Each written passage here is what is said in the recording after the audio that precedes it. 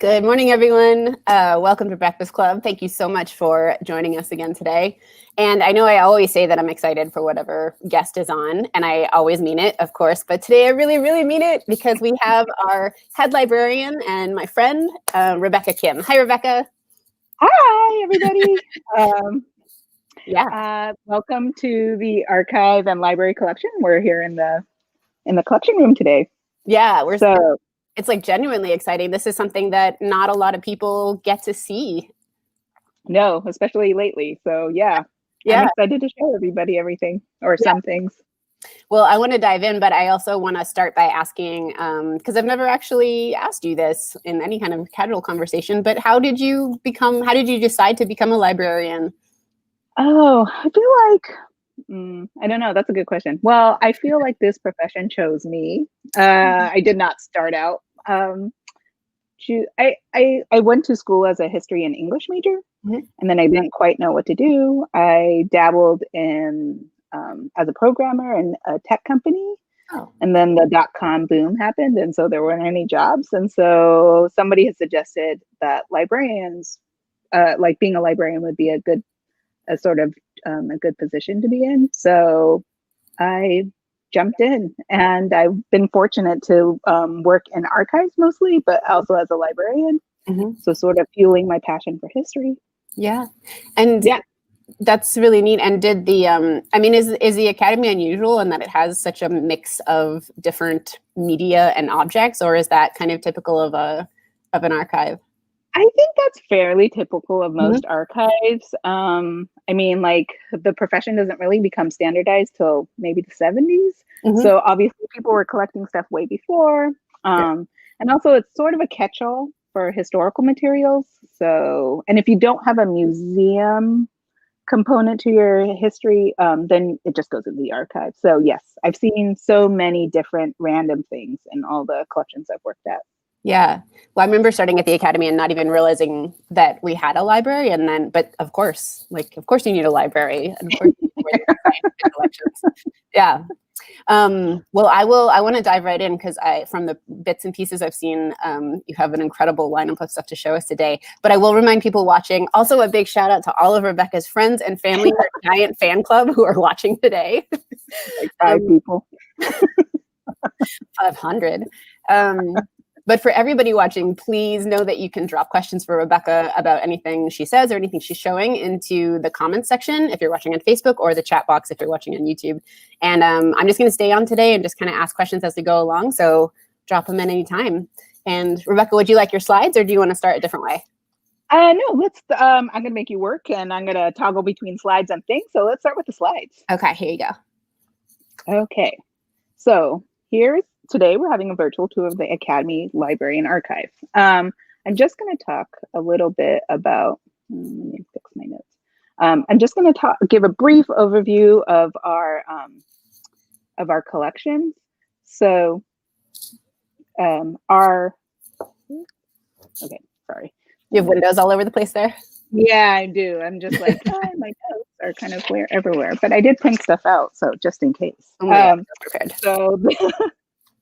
So the Academy was founded in 1853, and the library was part of its inception, and it makes the library the oldest continually operating scientific library in the American West. There are over 90,000 items in our library collection, mostly books, but we also have other media and maps, videos, things of that nature. And then things date back as early as the 1500s, and then we collect to present day. The library is mostly a resource for our scientists that are doing their research here.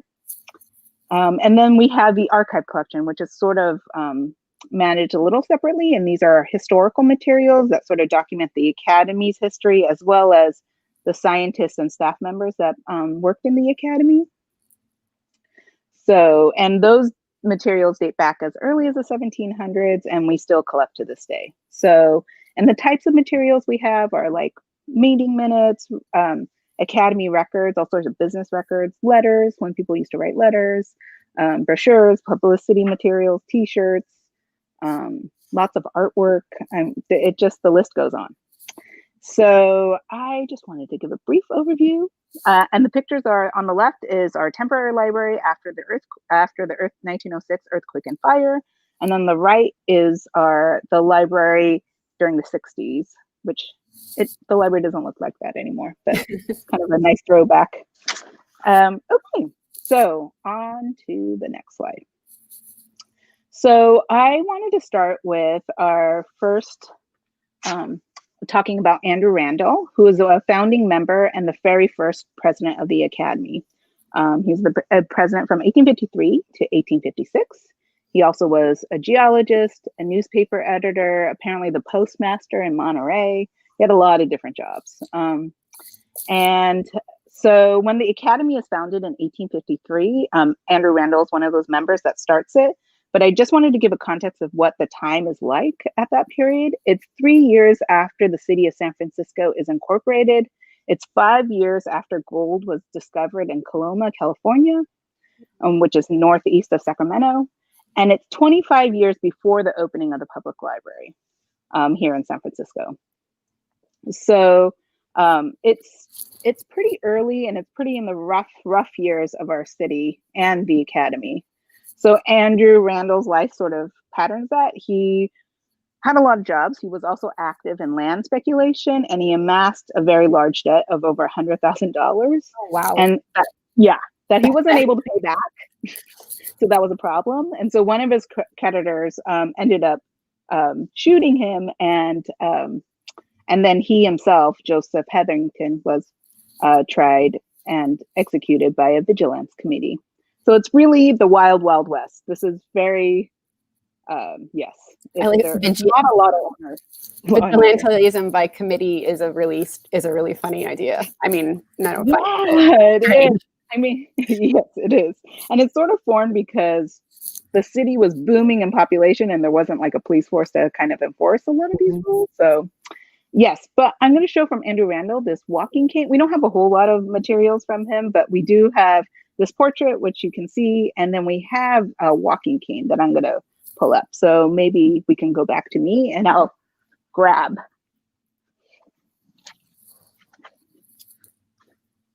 this walking cane. I'm going to try to zoom in so you can see it has like a pretty distinct carving. Oops, sorry. Of a old face. Oh, wow. It has like a gold, I think this is gold, like a tip. And then it's engraved on the inside, and it's really hard to read, but it says, "To my friend Andrew Randall, postmaster, Monterey, California." So this was when he was a postmaster, and somebody gifted him this walking cane. Oh, that's outrageous. Wow. Yeah. So pretty cool. Yeah. And so, so this is a little bit about our founding. I'm going to maybe toggle back to the slides again. And then I'm going to talk about our next artifact. Let me put this away. Our next set of items comes from Alice Eastwood, who's pretty famous here. She was a botany curator for 58 years, from 1892 to 1950. She's a self-taught botanist with only a high school education. She's also the third female curator at the Academy. And in 1891, she met Mary Catherine Brandegee, who was the first female curator at the Academy and the curator of botany at the time, who hired her to help her in the herbarium.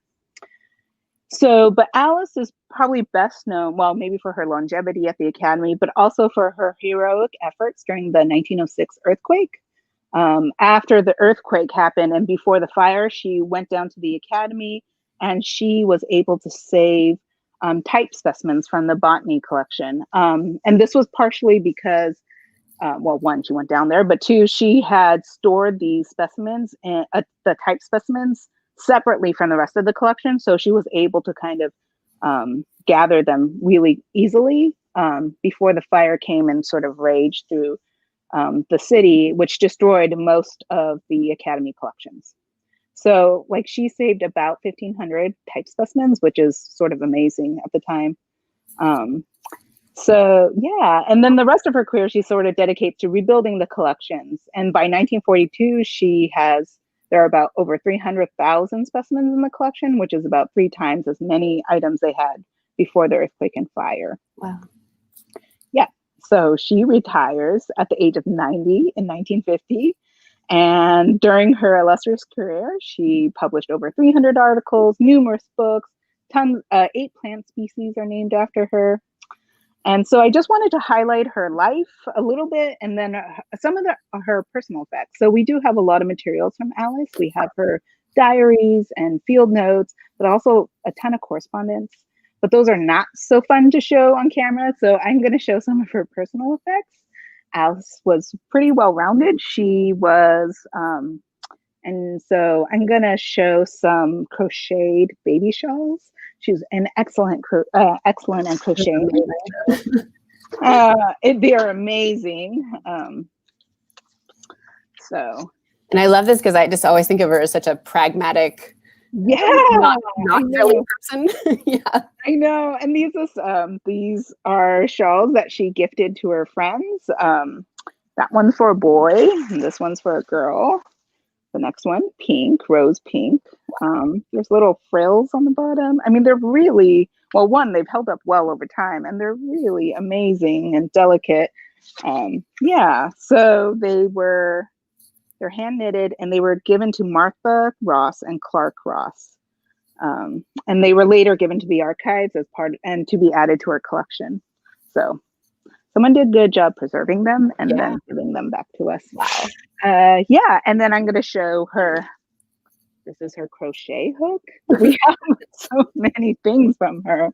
And then the last thing I'm going to show from her collection is she did save all these plants, all the specimens from our collections, but she did it at a huge personal sacrifice.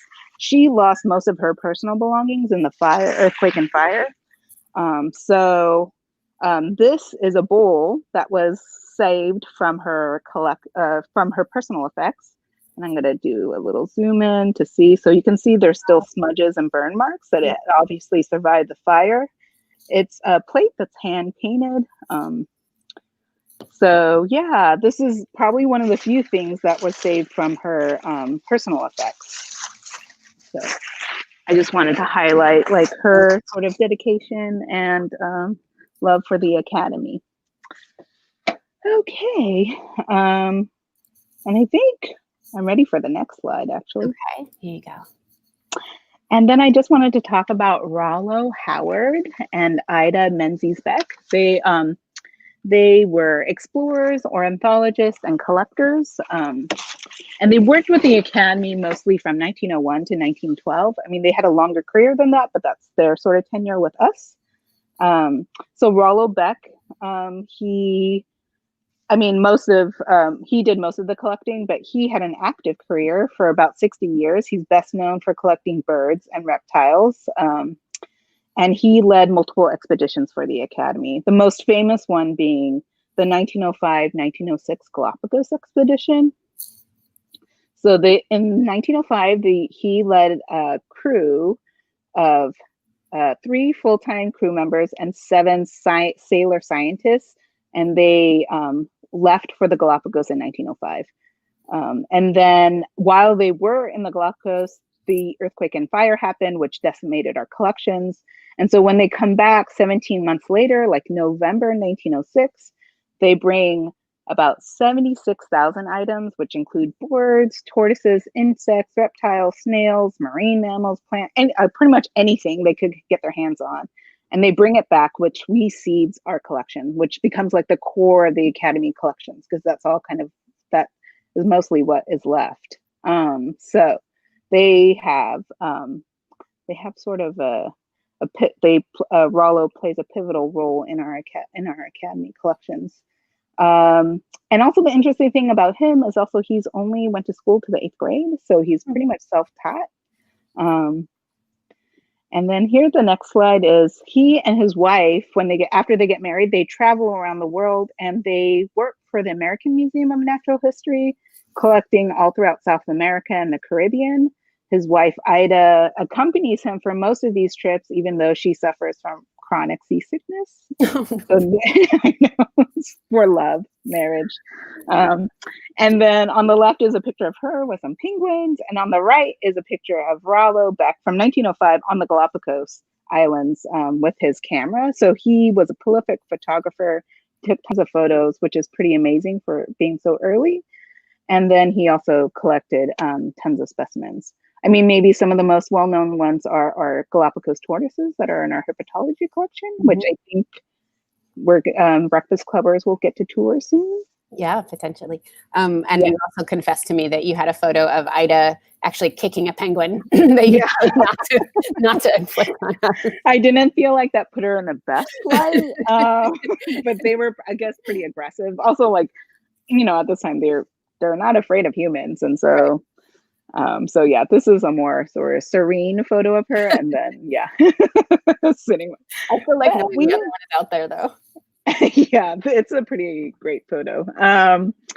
I know. And then we also have a collection of their photographs here, as well as the logbook from the Academy boat called the Schooner, or the Academy Schooner, and then we also have some other personal effects. So I thought I'd show you some things from their collection. Let me go grab them, and then we can.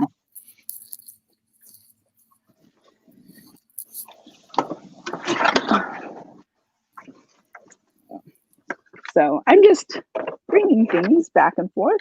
But we have his camera that was in that picture. I believe it's the same camera that was in that picture here at the Academy. So you can see, I actually don't know how this works. I was trying to see, I think this is the viewfinder, but I'm not totally sure. This is obviously way before my time. But it's amazing that we still have some of these materials that he obviously used for all his travels. Yeah.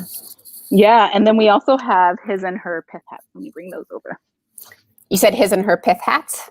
Yeah, too. I mean, I'm assuming they're his and hers. They're identical, but so here they are. You can imagine wearing them. Shielded from the sun. They're in good condition, and I just like the idea of the two of them traveling around the world and collecting scientific specimens, and and maybe her sort of embracing her seasickness for love. But yeah. That's a commitment. It is a commitment. So yes. So here are some of their personal effects. So they do have a very long life, and they end up retiring to a farm in California. But yes, we have actually how well preserved those pith hats were. They just look brand new.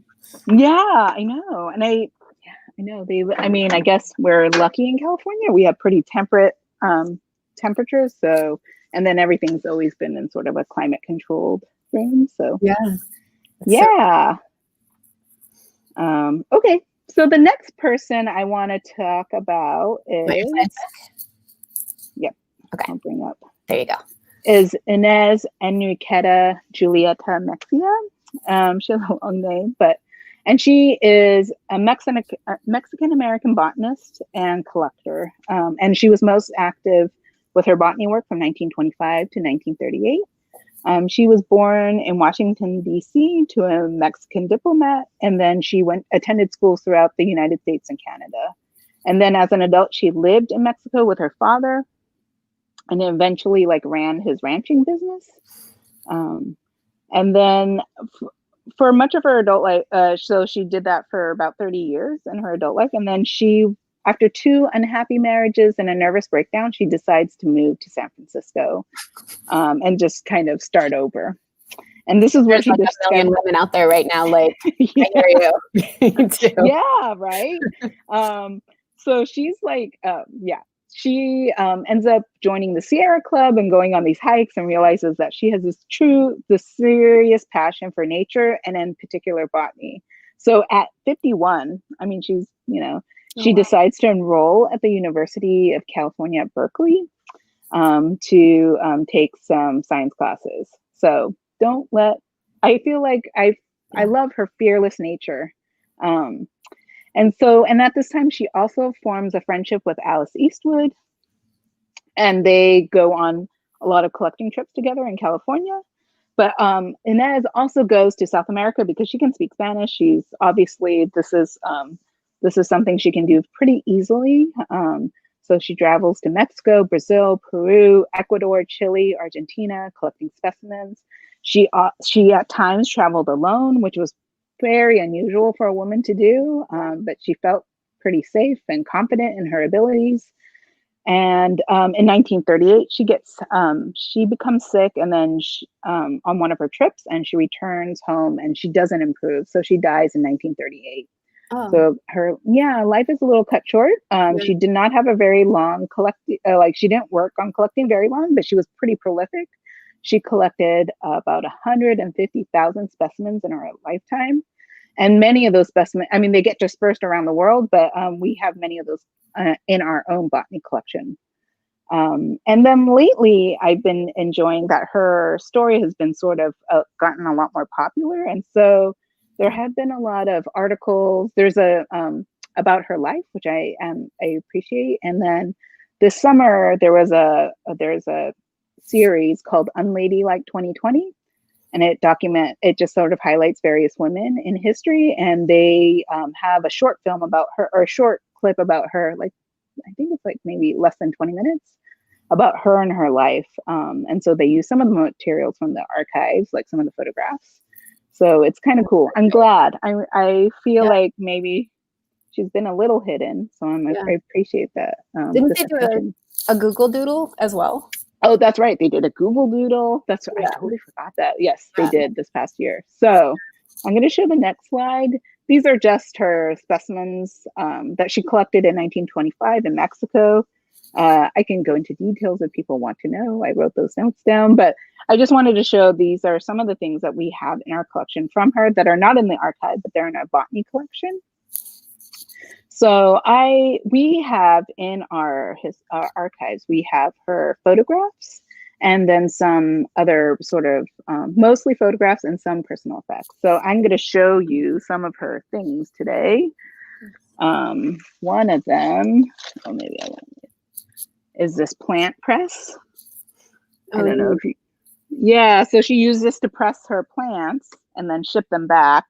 And so you can see YM for Inez. Oh, that's so and then there's somebody put a little note on here to make sure people knew. It was a mount press carried by Inez on her botanical expeditions to South America, Amazon, and Andes. That's also very portable.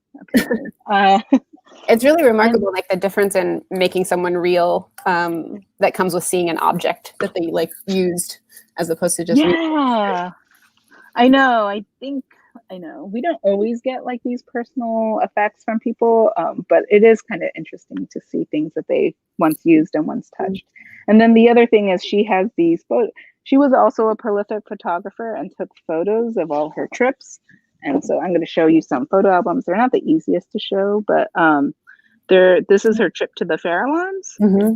And then she writes all these notes on them. I mean, I appreciate, as an archivist, I appreciate that she wrote dates and details, because those things are really hard. Here's her Sierra Club, but it's unfinished, her Sierra Club album. But still, that's pretty good. Oh, neat. Yeah. So the thing about photographs sometimes is when you get them, if you don't have any context, you don't know like the dates or the geographic location, or the people. So I appreciate Inez's hard work. Let's see. Okay. Let's see. I'm going to just plow right into the next slide. So this is, I feel like the archive is good at collecting people and their stories. I mean, we obviously have their papers and other artifacts, but I feel like it's the stories. I'm a keeper of stories, or maybe secrets. So this next person is Shoji Asada, who has sort of this lengthy connection with the Academy off and on throughout his life. First in from 1932 to 1939, he works as an artist and photographer in the Department of Ichthyology, and then later as a crew member of expedition. And then later on, he gets a permanent position at the Academy from 1949 to 1960 as a curator in the exhibits department. So Toshio, you can see on the left, is his photo from 1932 when he went on this expedition that was funded by Templeton Rocker. And on the right, you can photo, like all. Yeah, So I like that. I mean, he was a photographer on that trip, so there's not a lot of photos of him, and I particularly like this one. And then on the right is when he worked at the Academy in the exhibits department. He worked a lot on the taxidermied animals and dioramas that were in Africa Hall at the time. So he was born into. I'm going to give a little brief bio about him. He was born in Tokyo, and he immigrated to the United States in 1923, and then to attend school. And then things didn't work out. And then he ended up working as an artist in the Academy's ichthyology department. He made these little, we don't have any examples of them, but he made little, he painted the little fishes that went next to the labels in the aquarium. And then later, from 1932 to 1939, he got a job working for a millionaire yachtsman, Charles Templeton Crocker. Oh, wow. Who he inherited a bunch of money and decided he was going to travel around the world. And then sometimes he would sort of have scientists come with him and sort of go on these scientific expeditions. So he was the primary photographer and artist on these expeditions, and he painted watercolors of all the marine subjects, birds and insects, and he also did some collecting as well. So he goes on this expedition that is that the Academy goes on in 1932 to the Galapagos. And that expedition was sort of to backfill anything that they felt like was missed in 1905, 1906. Mm-hmm. And then the other thing about, like, we don't know a whole lot about Toshio. We have some of mostly his paintings. We don't have any of his writings or personal effects. But in 1942, he and his wife Suzuka were sent to a Japanese internment camp in Topaz, Utah. Mm-hmm. And there he taught internees geography and stone polishing to pass the time. And then in 1949 he gets this job as the assistant curator in the Department of Exhibits, where he's able to use his sort of various artistic skills working on mostly the dioramas in Africa Hall. Mm-hmm. He retires in 1965 after 16 years, and he dies shortly after that.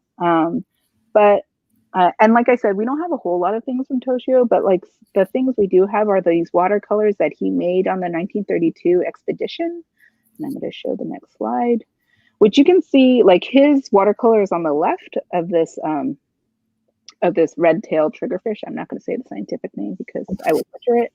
And on the right, you can see is a photograph. And the reason why he did this, I mean, there is a scientific reason why he did this. He was capturing the color of sort of the vivid color of the fishes before they got preserved, because once you preserve them, they just turn gray. They lose all their color. So you can see, the colors. Also, photographs at the time were just black and white. So taking a photograph wouldn't have helped to see what the fishes looked like when they were alive. It's incredible. It's so perfect. Yeah, I know. And the photo on the right is a more modern photo, so it's not. I know, it's amazing. And then I'm just going to show this next. It's wow. Fish also like I know they're amazing. They're so amazing. And so we have a lot of these watercolors here in our collection. I'm going to pull those for you. Ooh. Grab them. Should I take the slides down? Yeah. Okay. And then I'll pull up the. So those are just two examples of some of the things that they had of his work. Here's some, so here's some, let's see if I can get this angle better. Yeah, so you can see, this is, and then sometimes it depends, he'll write the scientific name on the butt, or someone's written the scientific name. Really see it. Mm-hmm. Yeah, and then sometimes he'll write the dimensions because they're not, I think he tries to make them as life-size as possible, but obviously it's not always to scale depending on what he's drawing. So there's some more. Extraordinary. I know. And these were from 1930. and they've held up really well over time. So it's just amazing. The other thing about Toshio that I am just personally fascinated by is his sort of the mystery of his personal life. Yeah. Since we only know about some of his like professional endeavors, we don't know a lot about him as a person. So there's a group of fans that are trying to dig up as much as they can about him. But yeah, and I think there some of his personal artwork, so non-fish artwork, are actually in a museum in Japan. So what did his personal art look like? I don't know. I actually haven't seen any pictures. I think they still are mostly of marine animals. But one of a researcher from the museum came over to look at his pictures here and to sort of find out more about his life. I mean, they don't have a lot of information about how they got those collections. Yeah. So they were doing a little bit of research themselves. And we got a question about just how the objects come to the archives, whether it's people are asked for them or they donate them or their families donate them after the fact. Probably a mix, I guess. Yeah, it's a mix. So I think with like Academy scientists, when they retire, they don't, obviously it's sort of natural for them to donate some of their materials to the archive. And then like for people who are affiliated, it just depends. I mean, sometimes they themselves are proactive about giving you things, or sometimes it's after they pass away and their family. I feel like with the Beck collection, that was his family had donated them. So it was well after his time with the Academy that they came. Yeah, so it's a pretty mixed bag of how we get stuff. And then also like with Alice Eastwood, you can see like we obviously got the majority of her materials from her estate. But then people sent in stuff that was related to her much later, like those baby shawls. Yeah, so, I love that all of these people have fan clubs and people who want to know more and who are deep in the details. It's so cool. I know. I've fallen into deep hole sometimes looking up Toshio stuff because with all internees, you can request their records from the internment camps. So. And it's not, and he actually has an FBI file. I think he was suspected of being a spy because of all his global travels around the world and map making skills. Note taking and illustrations. Yeah, that definitely says spy, right? Yeah, he's fascinated by fish. It's very suspicious. I know. I mean, he was just like a big nerd, but I felt like I was able to see the file and there was just some suspicion. Yeah. It's so when you look at things like that too, it's just so amazing to realize it just wasn't that long ago that this terrible, well, it's silly to say, that this terrible stuff happened because it's happening now for people and continues to, but it's just like our history as a country is so short relative to the kind of like natural history we study. Yeah, I know. I mean, the Academy itself in some ways it seems like it's been around forever, but in the other ways, not so much. Yeah. So yeah, it's true. Yeah. All right. Well, I'm going to mosey on to the next item. Actually, I'm going to take everyone on a tour, but let me put some stuff away and then unhook the computer. This is the traveling portion. All right. This is the traveling portion. Yes. Let me flip the camera around. This is so high tech. I know. So here is the collection. And then I'm going to take everyone down a little bit to show. So we obviously have lots of papers and boxes, which I've been standing in that stack, but we also have a large collection of films. And I'm gonna show you. Let me just. We've got people that want to know what the big handles are for, but you're about to demonstrate. So these are compact. So this is a shelving system that like they roll. So it's obviously a space saving system, but it's also sort of requires a lot of physical labor to get the shelves to move over. So you have amazing biceps.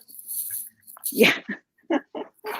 So, and this is, I think every collection has like these compactor shelves to sort of, but you can see, this is our film collection.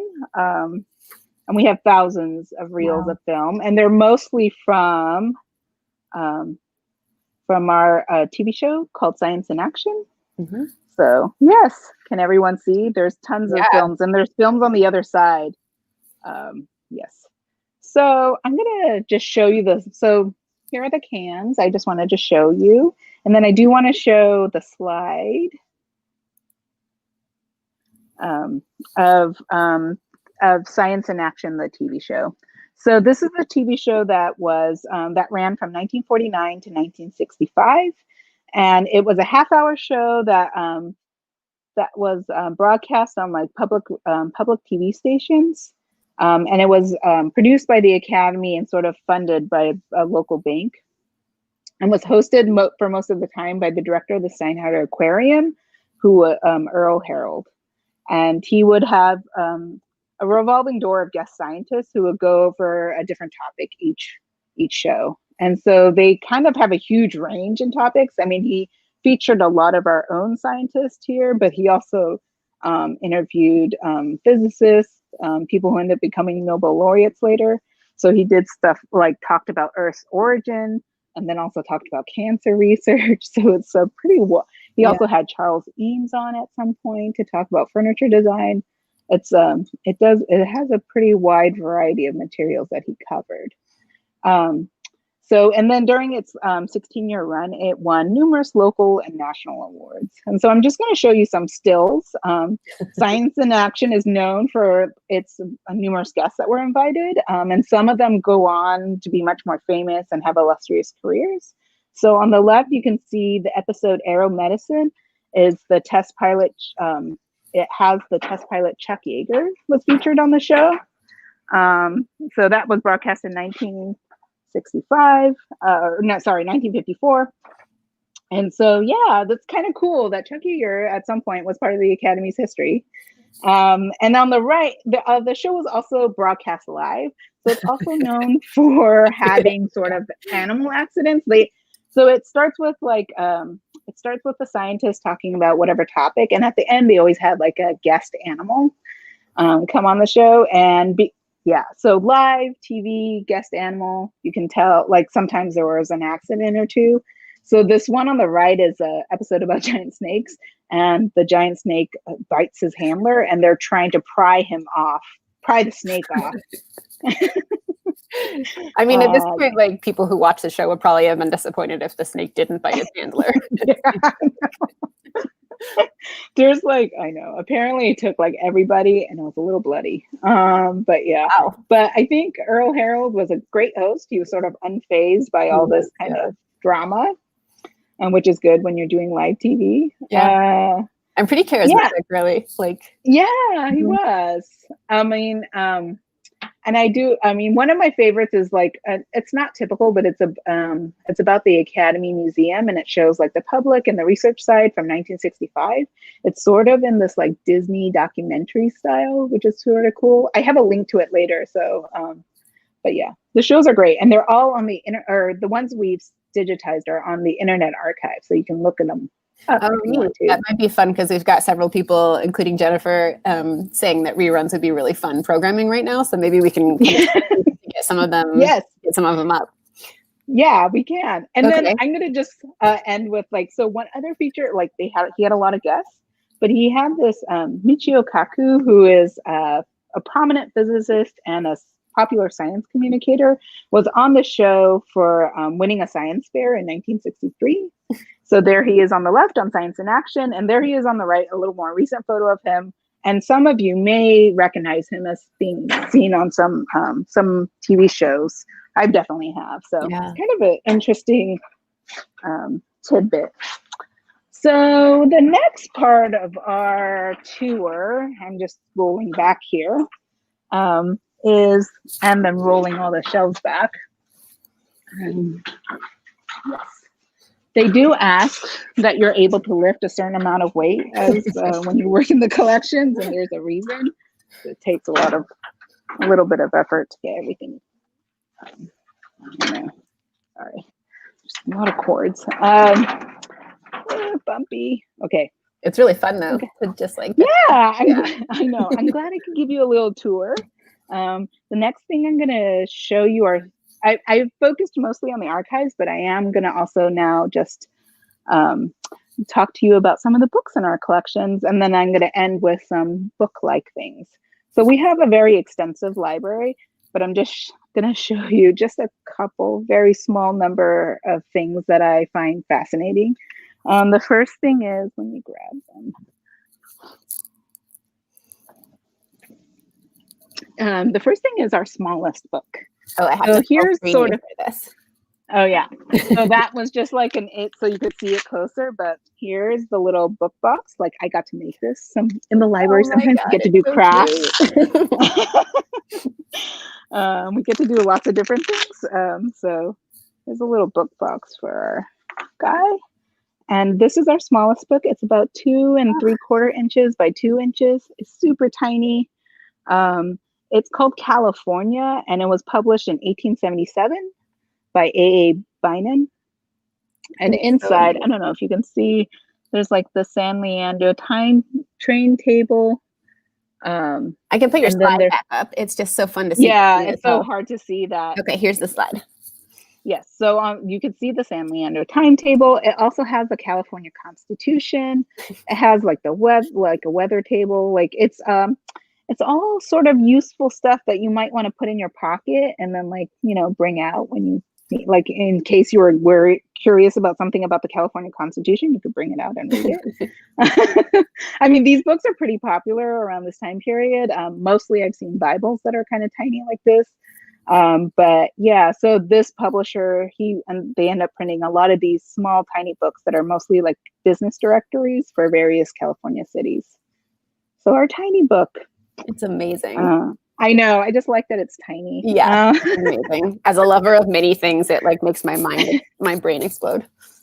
It does. And to think about sort of the craftsmanship and like creating the binding and like the typeset, like, I don't know, it's kind of crazy. Yeah. So, yeah. And then, so the next item I'm gonna do superlatives right now is our oldest book. And it's a book by Guillermo Randall, who publishes a book about fishes, sort of fishes, but they're really just marine animals, because he ends up including a lot of things that are not fishes are included, like mammals, beaver, whales, actually invertebrates also. So I think anything that like touched water was considered a fish, at least by Randall. Mm-hmm. So he's a professor of medicine and a naturalist he's a French professor of medicine and naturalist of the late Renaissance. And he insisted the importance of personal observation that needed to be included in the images that he drew. So, and then he publishes this book in the Latin edition is published in 1554. And then the French translation, which is what we have in our collection, was published in 1558 by one of his students. And so this is a book that kind of lays down the foundations for ichthyology research, and it becomes a standard reference work for the next 100 years. So because this is so early, there are no classifications, which is why like anything that touches water becomes a fish. And then there are like illustrations. So there are 420 woodcuts of various animals. And I'm just going to highlight some of them. And then I'll zoom in on my slides to show some funny pictures. Should I remove the slides for now? Yeah, okay. We'll go back to them. Okay. So I just sort of, you can see, I mean, I want to just highlight how I think this is a sea lion. I always get confused about how to show others. Yeah. Who has a very expressive face. Oh my gosh. Sort of human-like. Yeah, it looks oddly like the man himself. Yeah, it does. And then he has like a whole, I mean, I think his whales are kind of hilarious because I don't know why they look so angry, but these are some whales. And then like some of them have been identified. I mean, and he's probably sometimes the earliest description of some of these animals, scientific description of some of these animals. I also wanted to show the beaver just because it's like, well, one, it's so unlike everything else that's in here, but also it's a great illustration. Oh, wow. I mean, I wasn't actually sure. I had to look it up to make sure it was a beaver. But Yeah, it is a beaver. it's not. It's actually you're not instantly like, huh, a beaver. So here's the book.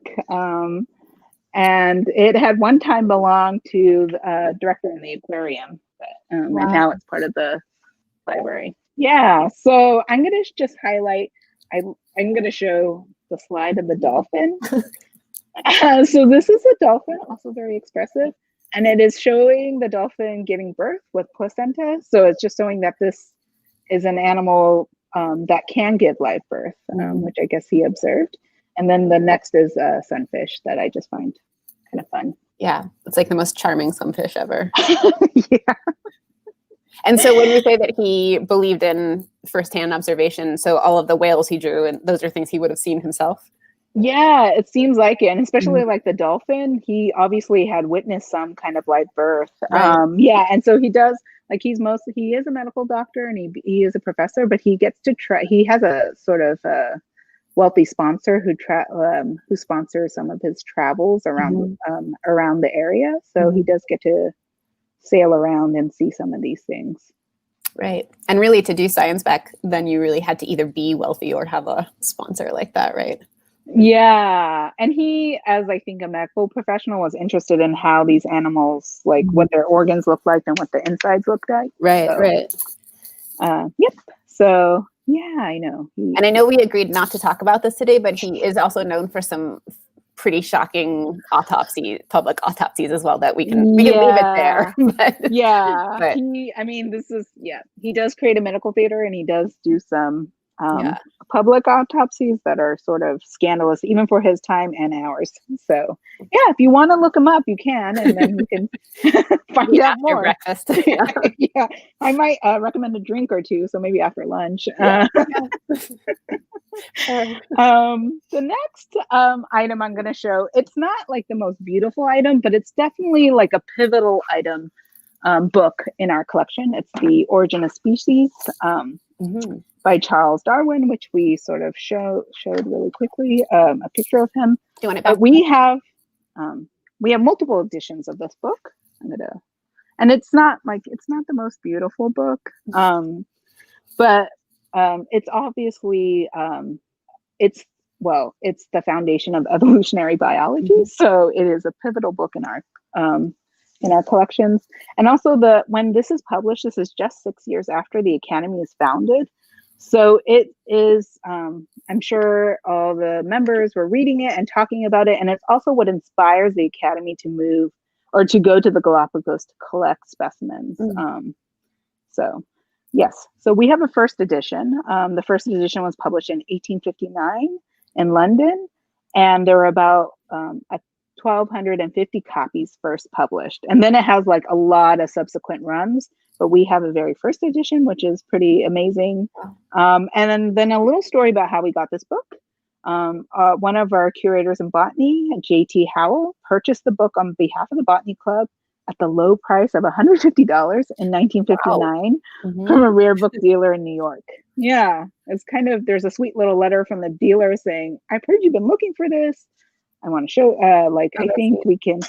Yeah, so it's nice. And then, there's not a lot. There's just one illustration in this book, which I will show you. It's a fold out of Darwin's Tree of Life. And then actually the next slide, I have like a zoomed in, since it's really hard to see, zoomed in version of his Tree of Life. So yeah. Wow. And it just, shows the idea that we share common ancestors and that all things are sort of related to each other.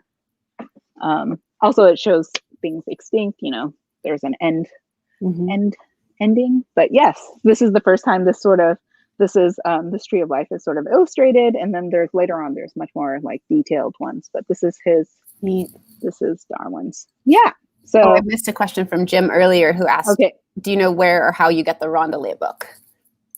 Yeah, we don't have a whole lot of information. It used to belong to Alvin Seal, who was I forget exactly. I think he was like the director of the aquarium around the 40s, 30s and 40s. And so let me look it up. There's like his name is actually written inside. So yeah. Oh yeah, somebody wrote it inside. I don't know. I can show it. So someone, at least they wrote it in pencil and not in pen, but there's like an inscription in there about how we got it and what it is. But yeah, it's not clear how before where he got it from before that. So yeah, we don't always know the sort of the provenance of some of our materials. I mean, the archival collections usually, but library books are operate a little differently, so we don't always know.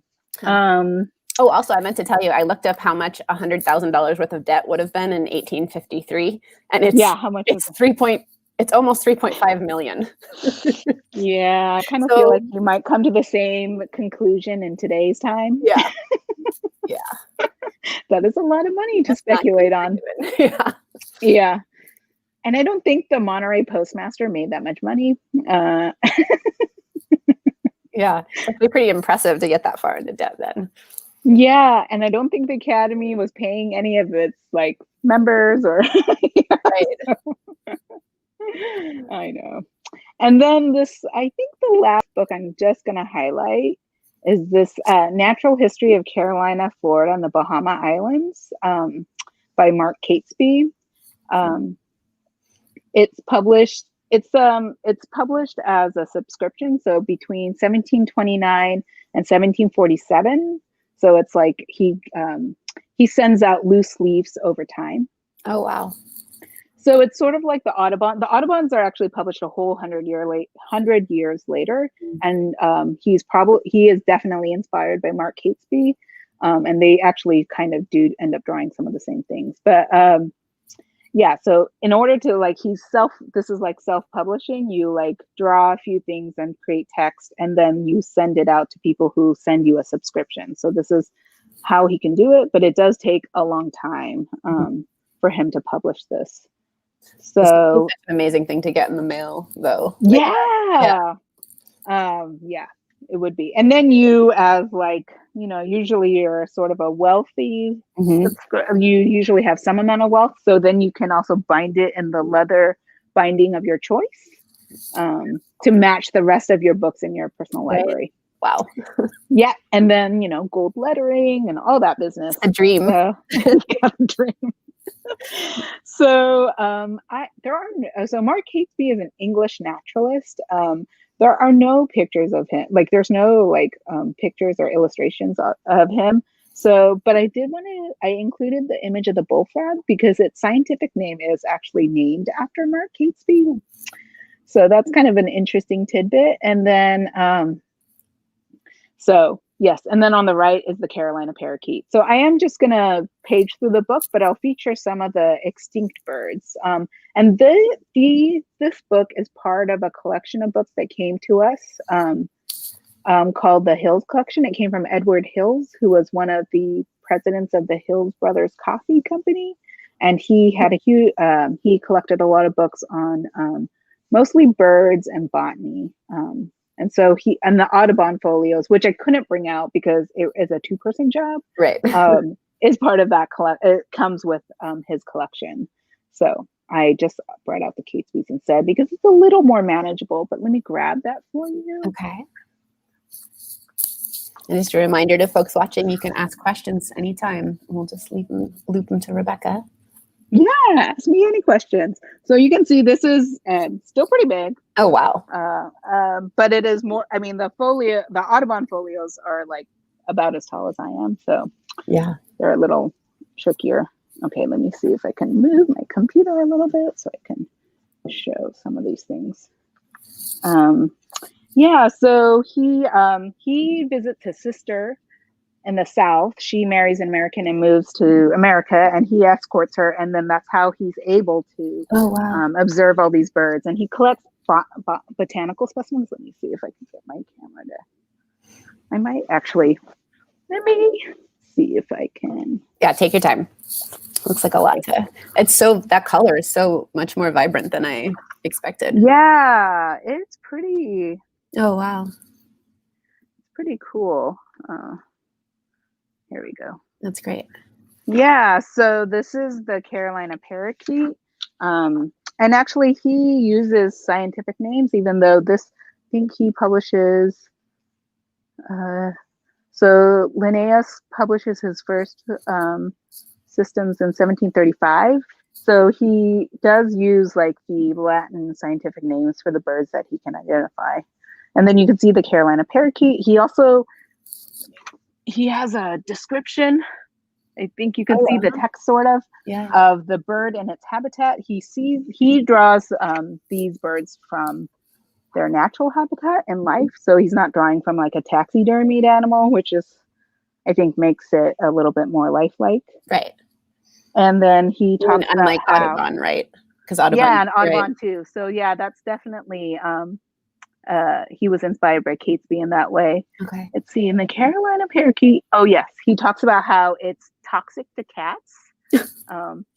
Like cats eating this bird, and it's probably because they're eating the cockleburs, which I think are featured here. So yeah, it's kind of it's interesting, and it is this it's 2 volumes, and these are the first time like there be feature any of these animals. Like it's of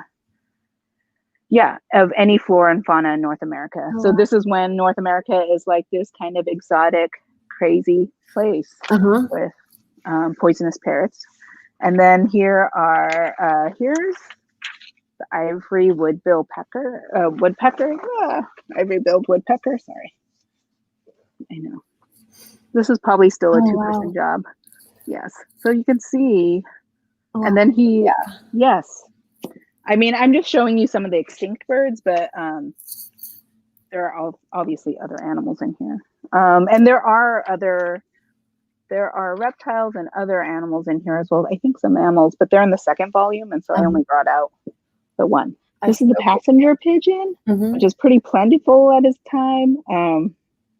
So yeah, I just wanted to show you some large folio, and they're pretty special. There are only 155 subscribers, so I don't know how many are left in the wild today, but probably not a lot.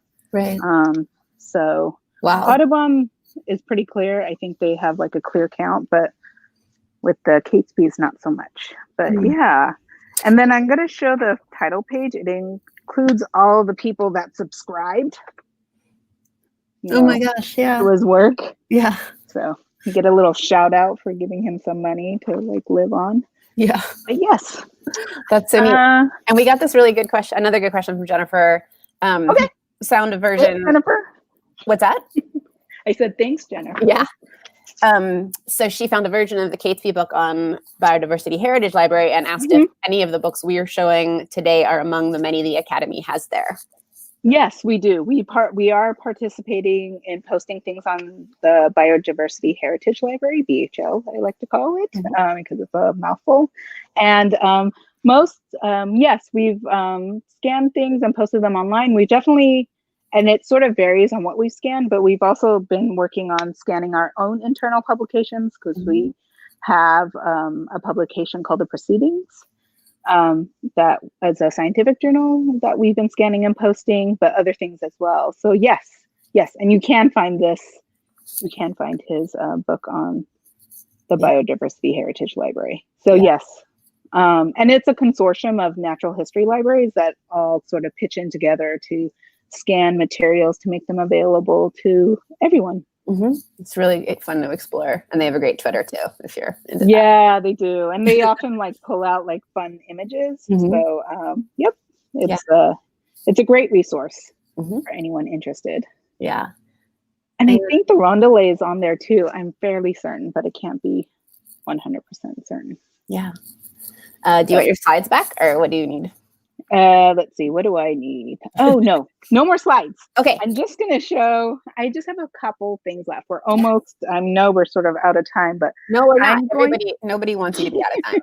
Okay. I'm going to show you, so the next stuff is like book-like things. And then I'm going to show you, let me see if I can grab them, are these things that are kind of books, and they're both have the same subject matter, but they're both very different in their use. So let me see.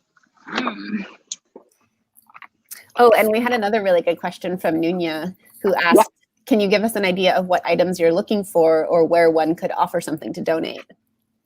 Oh, what kind of things we're looking for? Well, I don't know.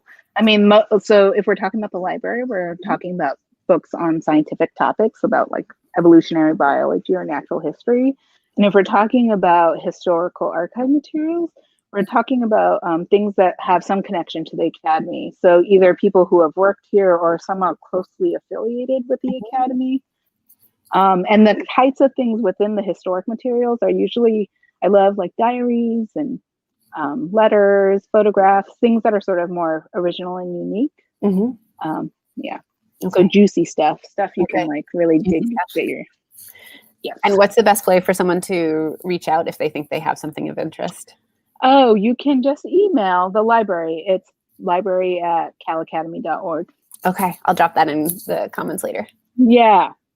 And I do have like a slide with like our Academy library website, which has like all the information you can about other resources and then how to contact us. Okay, tell me when you want that.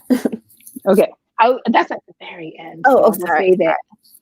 So I'm going to show you this collection of dried specimens of algae of North America. It's like very plain to look at. But it's actually kind of cool because it's like they're actual specimens with labels. It talks about like where it's been collected by who. So that's algae. And then, so this is called, I'm going to say it like kind of wrong, exicata, which is a very specific term used to describe a set of dried herbarium specimens, usually referring to like a set of like the same specimens that are distributed amongst various herbaria. So this one has 51 volumes, and they were produced 2 a year from 1895 to 1919, and there were 80 sets made. So somebody put like 80 items together. So cool. Exactly the same with the label with the press specimen. And the main author is Frank Collins, who only had a high school diploma and had a daytime accounting job, and he put these together on his spare time. So I mean, the other set, there's another set at Berkeley. I'm sure there's more elsewhere, but yeah, just like the dedication and passion to put this together for such a long period of time. Yeah, I feel like that's maybe that's the continual thread throughout all of the items that I picked. And then this one's so there's like boxes, and I'm gonna open them. I mean, we've lost some of the items inside, but they're kind of cool. Yeah, like some of them are just like rocks, but I think maybe they used to have moss or something on them. But yeah, so I'll try to show. Maybe I'll just put the camera over so it doesn't fall out.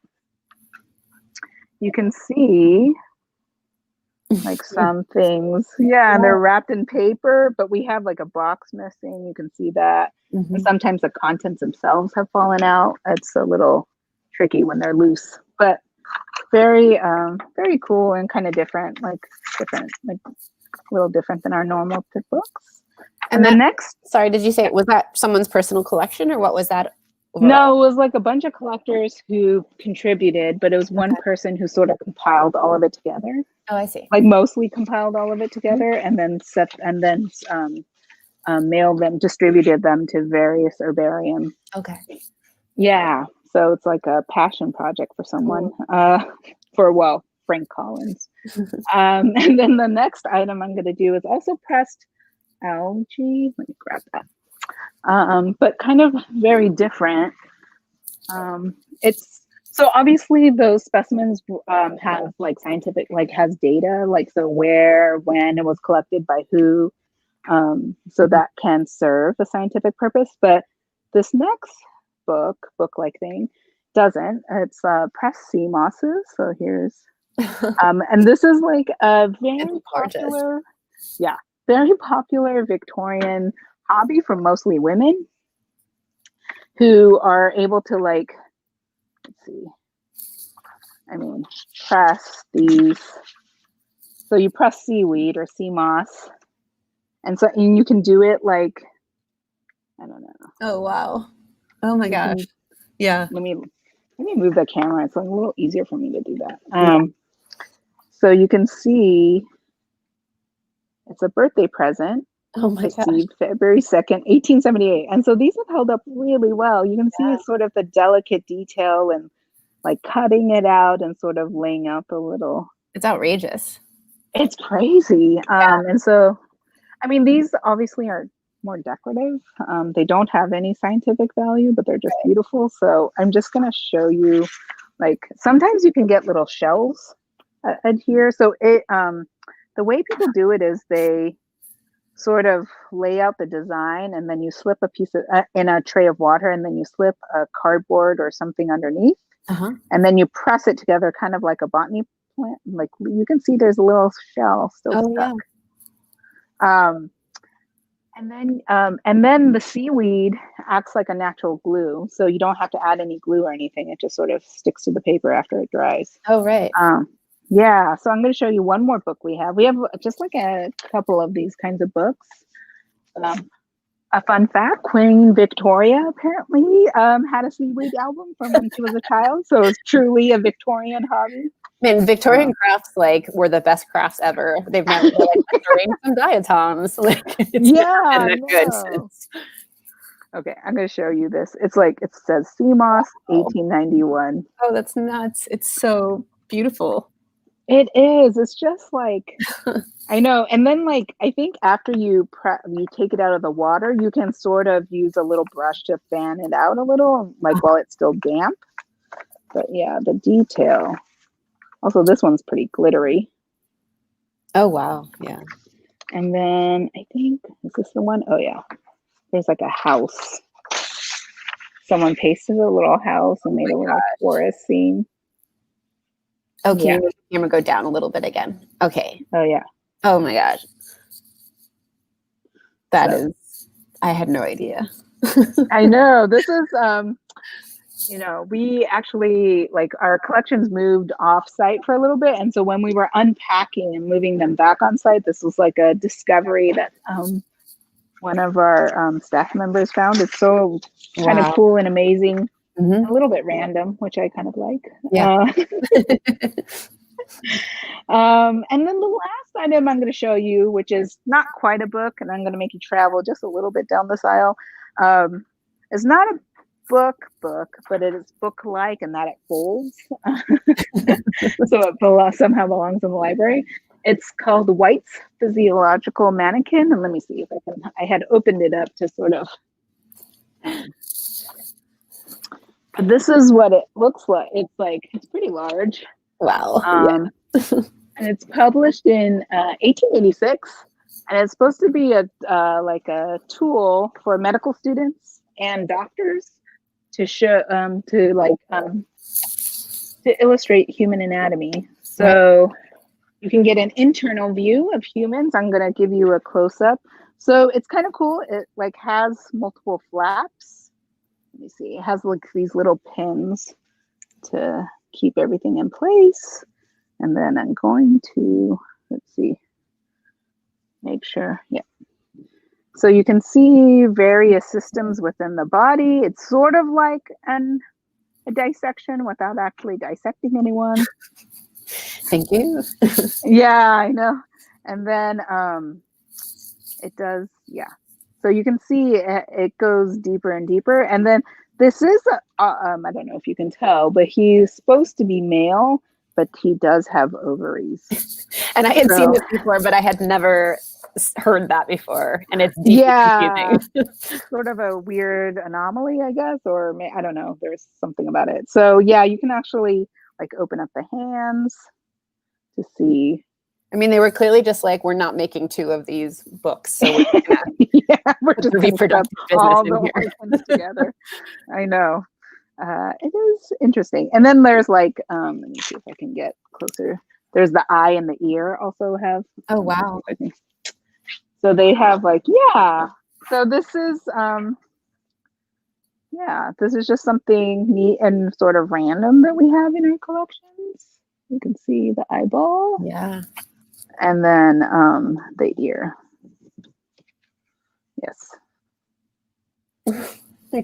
Yeah. And he is, I guess, pretty life size, I think. So Maybe, what did you say the time was again? it's 11:11. 11:11. Oh no, the year. Oh, sorry. I was like, are we at 1886? So pretty early. Yeah. Okay. Yeah. So, yep, that's my tour. That's the last bit I have. I do have the last slide, which is, maybe we can drop it into the chat. Is so my favorite episode of Science Action is not a sciencey one, but it's one of a snapshot of the museum in 1965. You can see like the museum and then also research. So you can see actually, one of my favorites is a scene where they show the tortoise room.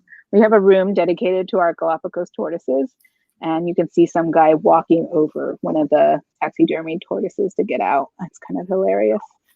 And it has like a Disney narration. It's kind of interesting. And then there's that short video of Inez Enriqueta from Unladylike on PBS. And then more of our library resources. We do have materials on BHL, as well as photos and other materials online. And you can find those all at our this website with our online resources. And maybe, I don't know if you want to, well, copy and paste them somewhere. I'll put the clickable hyperlinks in the chat sections afterwards. So it's easier for people. So yeah, that's my tour. I don't know if anybody else has questions. Yeah, that's amazing. We did get another one. Someone who was just asking what they should do if they want to have the same job that you do, basically. I don't know. That I feel like I'm not sure. I don't know. I sort of, some of these things I sort of fell into. I do think the first thing is going to library school. I did go to library school to get my training. And then I think the other part that people don't realize is that you kind of have to be good at communicating and be a people person. I did not realize that. I just assumed I would be in a back corner filing things away, but I ended up talking to a lot more people than I realized. Yeah. I just wrote down, be a people person. I'm just kidding. Be a people person. Yeah. I should try that. Yeah. Yeah. Because you do, you're sort of, as a collections manager, you are really, you are a gateway, and you want people to use and see and be aware of the resources that you like spend so much time taking care of. Yeah, and you end up talking to lots of donors who donate materials, but you also talk to a lot of people who are doing research of a variety of levels. So yeah, and you're always advocating for your collections and trying to unearth like things that people may have missed or may not notice. Yeah. We get a question about the gloves you're wearing and any other kind of precautions you have to take around collections items. And I know we've been asked before too, which was interesting, about objects that were radioactive is something that people are really curious about. That's not for me, but I think geology has something radioactive. Thankfully, we don't have anything radioactive and nothing too like toxic here in our collections. I mean, I think the worst of it is maybe like lots of dust or maybe dead insects or a dead rodent, because lots of times collections, before they come, they often live in an attic or a garage. Thankfully, I've never found a dead rat. Please knock on wood. I don't want to. But I mean, I think that's maybe like the worst of it. And then the gloves I wear, I mean, you can use very clean hands, but as sort of a precaution, especially since I've been handling some pretty rare items, I just wear regular gloves to make sure there's no oils or dirt or anything that I've touched gets onto the book itself, because that will degrade most paper. So. Yeah. Okay. There's just a lot of people saying how much they loved that tour and how excited. Yeah. Lots of really nice comments. Bill was curious about how the process of working with other scientific institutions to share collections items works. I don't know. Well, I think with our scientific, you always start answers like that, and then it's like, you do actually know. I don't know. Well, like scientific collections do get lent to each other from other institutions. For the library and archive, I think we just try to digitize as many materials as we can and like join consortiums. So like BHL being one of them. We also are part of like the Internet Archive, which has like a huge, collection of videos And then we just try to sort of leverage like sort of group efforts. And then we do share materials, like we will lend items to people, but it depends on the circumstance and the institution, because in the archives, these are things that are one of a kind. And so if they ever got lost or destroyed, that would be it. Right. So yeah, we're pretty careful. And we had a question about volunteering and whether you accept or need volunteers. Yeah, we do. I mean, at the moment, we aren't allowed to have volunteers, but yes, when life resumes, we do. We love volunteers. Like these little book boxes. We have so many rare books that are sort of crumbly, and so we have some amazing volunteers you make them custom sized. So if you love arts and crafts, or actually if you're a quilter, apparently some of those skills are very transferable. But we also have people who do digitization and cataloging. Yes, we love volunteers. We would totally want them once we can. Okay. And what's the best way for people to apply or reach out about that? I think you should just write to the library at Cal Academy. All of that, like. Okay, perfect.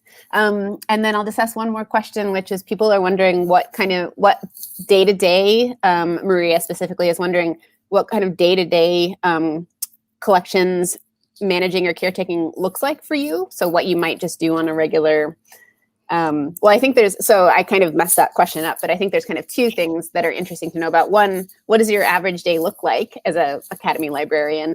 And then two, what does kind of day-to-day maintenance in terms of all of these objects look like? Yeah, so I think day-to-day, my day is pretty boring, but I think I do. I like answer a lot of reference requests. So there's a lot of requests that come in about either our history or like looking for a specific item. And then we also sort of process new donations. So we always get donations of books to us. And then donations of potentially historical material. So like kind of triaging all of that. And then the care part, I think for us, the most important thing is having a climate controlled space, temperature and humidity. And obviously like there's a light on, but this is a room with no windows, which is great for our collections. So we want some stability. That goes the best. That's the best for preservation. But then also the other thing is cataloging. So we kind of have a good idea of what's in our collections. Like all the things I pulled out were obviously I could find because someone had described them and wrote a location for them. Otherwise I would not. Or like the albums, like we came across and we made note of like, cataloging is an important part of maintaining our collections. And the digitization, I mean, just must be overwhelming sometimes, like the amount of work that has to happen for that to be truly digitized.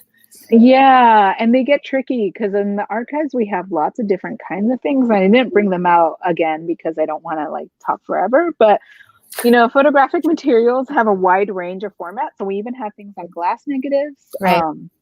And so they get tricky about digitizing. But yes, there's a large chunk of our materials are not digitized, and we would love for them to be digitized and made much more accessible online and to others, because they're just an amazing resource. And also to get people's stories out, like Inez's story. I just fall in love with various people in our collections, and so I would love for them to get more traction. Yeah, I love the way you describe your job or yourself as being a keeper of stories and secrets.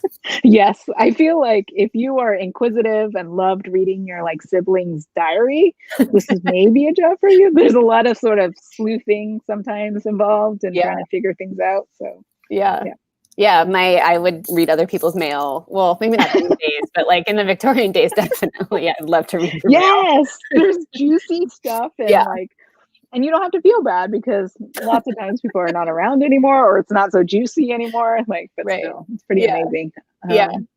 Do you have a favorite item in the collection? I don't think I have a favorite item. I don't know. I think favorites are hard. Obviously, I showed you some of my favorites. I don't know. They're all sort of amazing in different ways. I mean, I think the Audubon folios are probably one of my top favorites. I wish I could pull those out. But they're huge, but also like they're so amazing to see in person, and the craftsmanship and the detail. that's held up over this sort of long period of time. Yeah. Yep. Um, Well, you're getting. Oh, go ahead. Sorry. oh yeah. No. Oh, and they tell a great story because, you know, they're like, usually people talk about how much they're worth monetarily. Right. Yeah. You're getting several comments from people who are asking for a part 2 to see more of the more highlights from the collections, including some of the journals and working papers, things like that. But I know, yeah. I mean, I'm up for it. And maybe we will, like, we have hundreds of collections in the archive. And so, and there's plenty of people we haven't told their stories, and plenty of people's stories that I don't know. I know there are a lot more female scientists in here. I just have to unearth them. Lurking in the stacks. They're lurking in the stacks. As in life. Well, I know this took actually a lot of work to put together, so I'm so grateful that you did this and people have enjoyed it so much. So thank you. And yes, like the minute you have time to do another one of these, we'd love to have you back. Thanks for inviting me. This was so much fun, everybody. And then any other questions you may have, just email me. Okay, perfect. Thank you so much. We'll put all those links again in comments, and everyone take care. We'll see you soon. Yeah, bye. Bye.